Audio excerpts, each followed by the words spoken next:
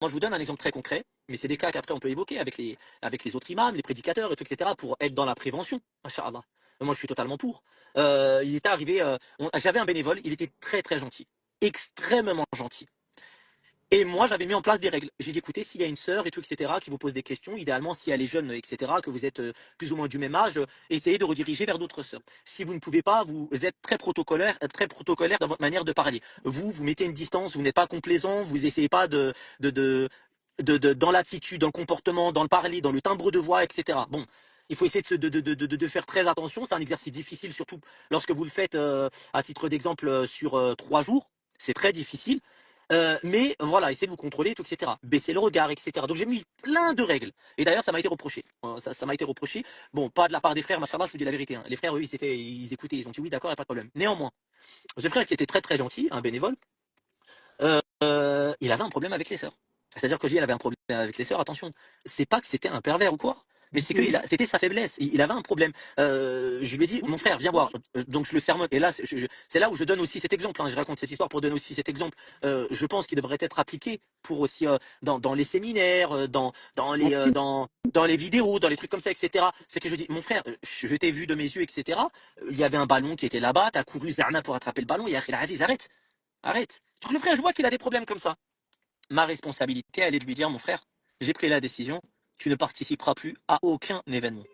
Parce que t'es faible, et je vais t'aider, Wallah, je t'aide.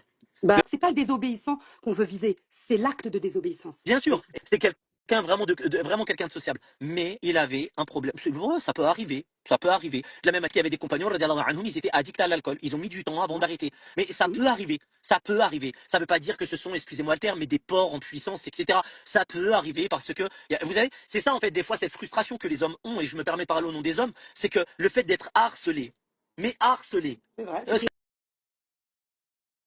dans des éléments que j'ai pu voir dans certains dossiers, tout, etc. Je vous donne un exemple. Vous regardez pas une sœur. La sœur, elle va penser que vous êtes fou amoureux d'elle. Parce qu'en fait, parce que vous êtes gêné dans un séminaire ou un truc comme ça, etc. Bon, après, moi, j'ai mis en garde sur les dangers de la mixité, c'est encore autre chose. Absolument. Ouais. Vous regardez les sœurs. Parce que moi, je vous dis, excusez-moi, je vais vous dire très clairement, moi, j'avais une méthode, elle était Mais carrément. moi, je m'en rappelle très bien, j'ai vu votre méthode, que ce soit la vôtre ou celle de Nader qui explique qu'il n'est pas tout seul en message privé, ce sont des choses qu'on devrait mettre en place et obliger nos frères prédicateurs pour les préserver. Vous, à l'époque, Baraka City, dans les stands, je me rappelle encore de témoignages de personnes qui disaient que dès qu'il y avait un des frères qui était à son stand et qu'une sœur venait lui parler à titre privé, immédiatement, la recommandation était d'indiquer aux autres intervenants de venir se joindre à ce duo pour ne pas se retrouver dans le haram. Et voilà, et ça, c'est une rectitude qu'il faut mettre en place.